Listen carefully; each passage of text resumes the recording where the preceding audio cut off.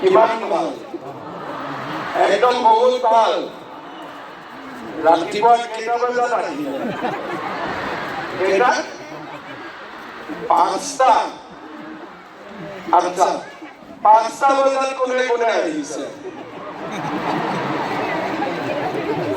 6টা বজাত আৰু 7টা বজাত কোনে কোনে আহিছে 8টা বজাত নাই আৰু 8টা তাৰমানে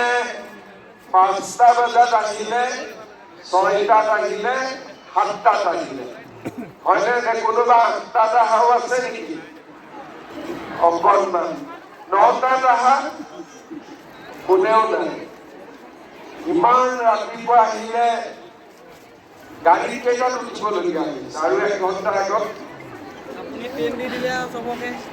5টাত আহিলেতো 4টাতে গাঁৱৰ পৰা ওলাব লাগিব 4টাতে ওলাইছে কালি ৰাতি শুলে যে নাই কালি ৰাতি কাৰ কাৰ ভালকৈ টোপনি নাহিলে হাত দাঙকচোন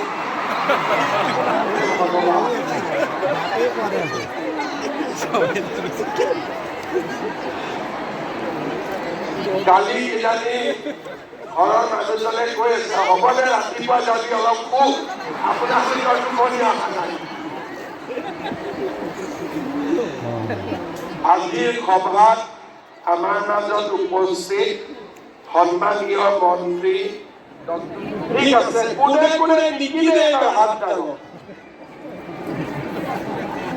বাপৰে ঠিক আছে এতিয়া 10,000 টকাটো লৈ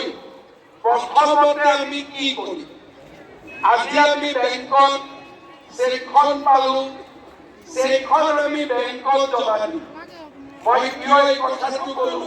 চেকটো মানুহে বেংকতে জমা দিয়ে কিন্তু তথাপিতো মই আপোনালোকক ক'লো যে চেকখন বেংকত জমা দিম কিয় এগৰাকী মহিলাই কেইদিনমান আগতে ফেচবুকত কান্দি আছিল কিয় কান্দি আছে বোলে মোৰ চেকখন নিগনিয়ে কাটি দিলে মই বাইদেউগৰাকীক সুধিলো চেকখন নিগনিয়ে কাটিব কেনেকৈ সুবিধা পালে বোলে নহয় চেকখন চাই থাকি ভাল লাগে সেইকাৰণে কেইদিনমান টেবুলৰ ওপৰত থৈ দিছো যি নহওক আপোনালোকে চেকখন লৈয়ে বেংকত জমা দিব কাৰোবাৰ যদি নাম তাম ভুল থাকে সখী বাইদেউসকলক দিব ইউজুৱেলি ভুল নাথাকে ফৰ্মত যেনেকৈ নাম লিখিছিল তেনেকৈ নাম আহিছে কিন্তু লিখোঁতে যদি ভুল হৈছিল নামটো ভুল হ'ব আপোনালোকে তেতিয়া সখী বাইদেউসকলক উভতাই দিব বহুত বেছি ভুল নহয় 10,000 টকাটো পোৱাৰ পিছত 3টা ৰাস্তা এটা হ'ল আমাৰ এটা আত্মসহায়ক গোট আছে গোটৰ একাউণ্ট আছে CLA বেংকৰ পৰা আমি লোনো পাওঁ এই গোটত আমি 10,000 1 লাখ টকা জমা কৰিম গ্ৰুপত যোনে কাম কৰিব খোজে তাক আপোনালোকে লোন দিয়ক গোটেই পইচা লোন ঘূৰাই দিব আৰু যদি একেলগে 10 জনীয়ে কিবা কৰিব খোজে 10 গৰাকীয়ে সেইটো কৰক আমাৰ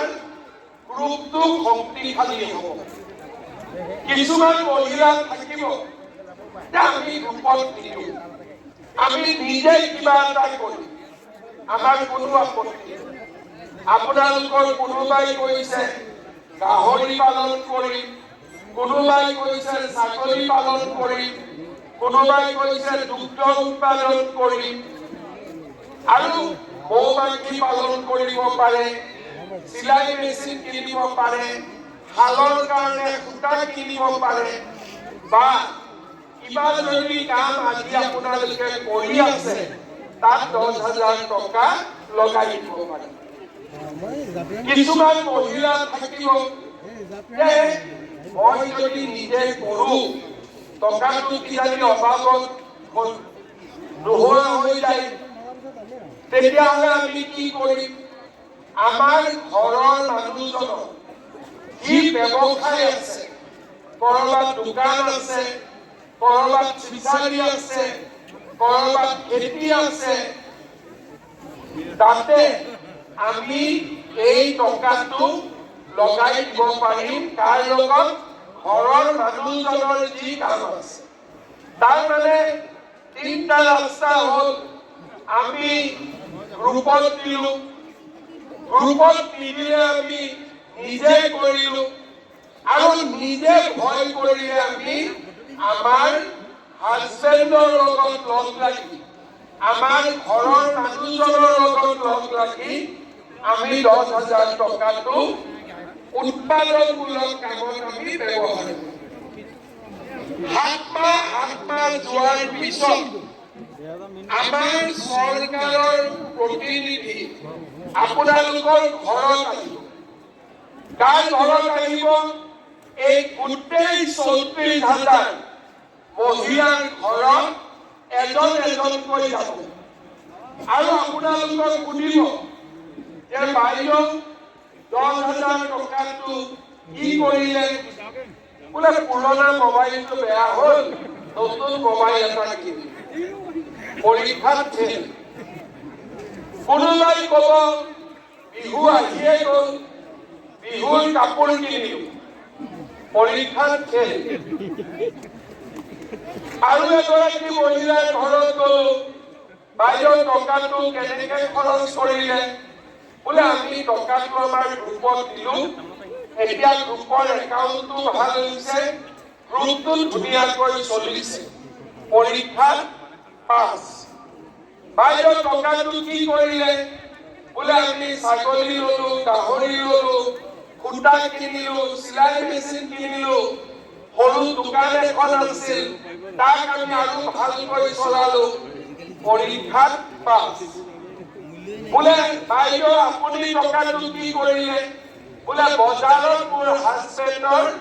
দোকান এখন আছিলে, তাতে আমি টকাটো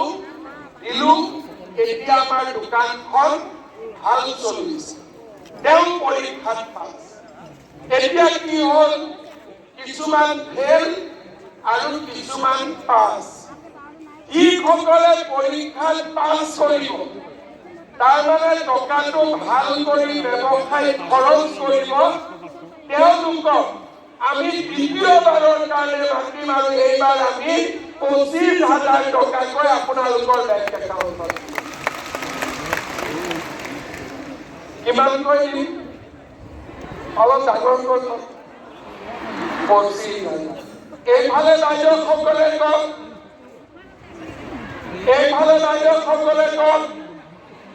কিয় কোৱাইছোঁ? তেতিয়া অন্ততঃ মনত এটা আহি থাকিব নহয় যে 25,000 পাব লাগিব। এতিয়া 25,000 টকা আমি আপোনালোকক দ্বিতীয়বাৰ দিম, লগত মাজত ট্ৰেইনিঙো পাব। দ্বিতীয়বাৰ 25,000 টকা পোৱাৰ পিছত তৃতীয় বছৰ, প্ৰথম বছৰ 10,000 পালে, দ্বিতীয় বছৰ 25,000 পালে, তৃতীয় বছৰত মই আপোনালোকৰ ঘৰত আকৌ চৰকাৰৰ মানুহ পঠাম। বাইদেউ 25,000টো কি কৰিলে? বোলে 10,000টো অলপ কম আছিলে, এতিয়া আমি 25,000 পালো, এতিয়া আমাৰ ব্যৱসায়টো ভাল কৰি চলিছে। আমিও দেখিলো যে হয়, আগতকৈ ব্যৱসায়টো বেছি ভাল হৈছে। তেতিয়া আমি কি কৰিম? তৃতীয় বছৰত আপোনালোকক আকৌ আমি হাফ টাইমৰ কাৰণে মাতিম,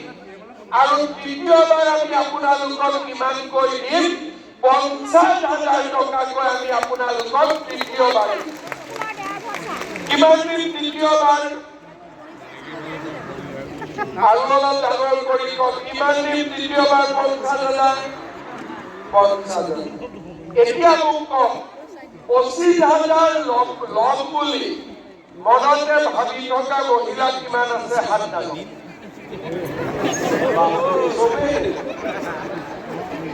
ঠিক আছে 50,000 ল'ম বুলি মনত ভাবি থকা মহিলা কিমান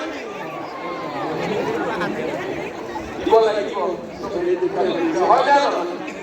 ই নহয় 10,000 পালো 25,000 পালো 50,000 পালো লগত কামো কৰি থাকিলো শিৱসাগৰত লাখপতি দিদি বাইদেউৰ সংখ্যা 20,000 হলেও বাঢ়ি যাব আৰু ইয়াৰ ভিতৰত আমি আপোনালোকক চৰকাৰী কাম দিম সুবিধা দিম আমি আপোনালোকক লগত লৈ আগবঢ়াই লৈ গৈ যাতে আপোনালোক কোনেও পৰীক্ষাত ফেল কৰিব নালাগে সকলোৱে যাতে পৰীক্ষাত পাছ হয়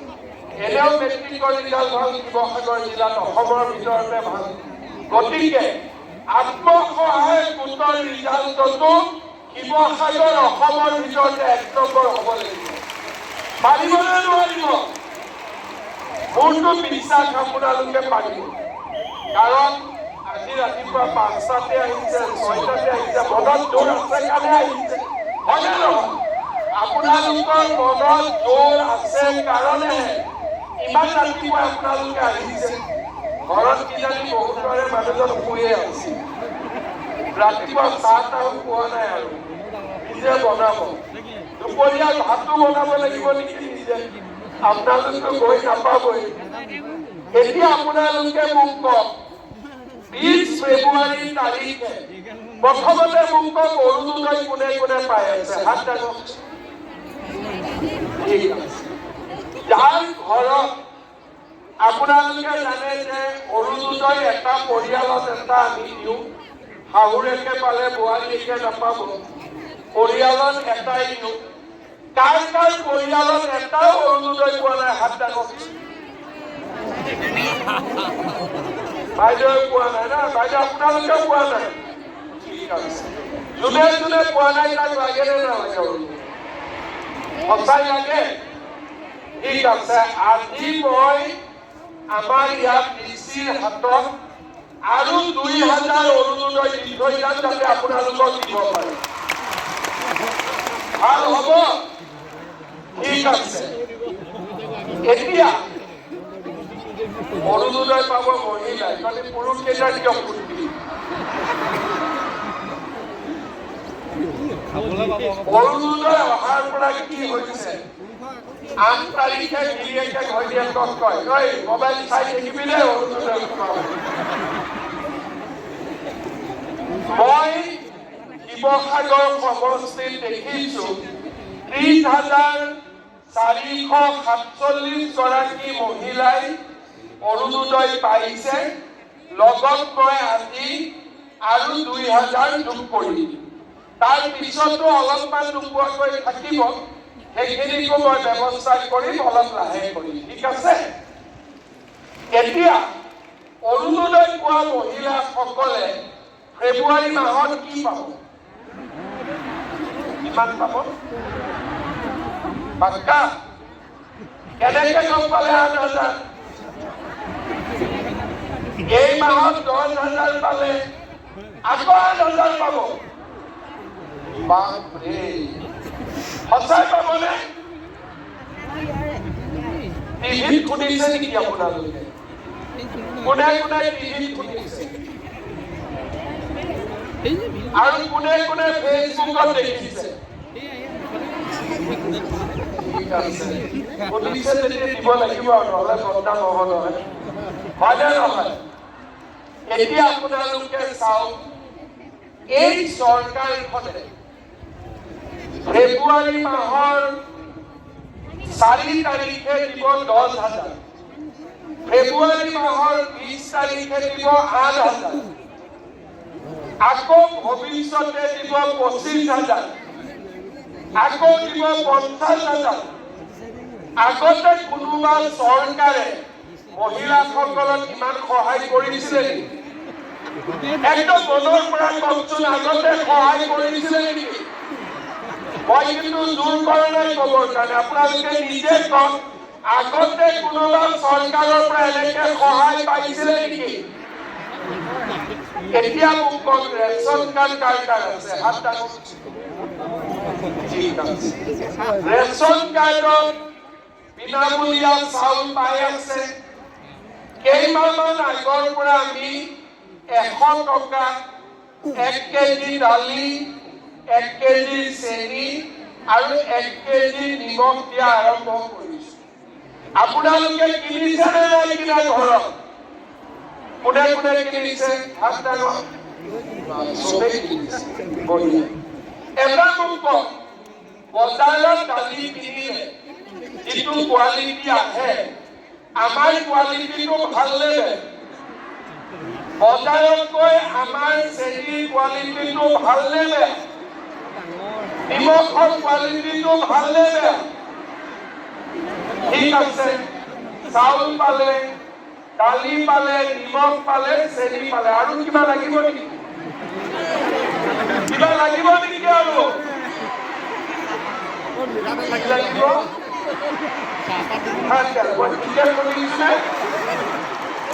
কি লাগিব অলপমান কম মিঠাতেল লাগিব এতিয়া জামেলা লাগিব নে আধা লিটাৰ লাগিব নে 1 লিটাৰ লাগিব পাক্কা 1 লিটাৰ লাগিব সঁচাই লাগিব পাক্কা লাগিব ঠিক আছে তেতিয়াহ'লে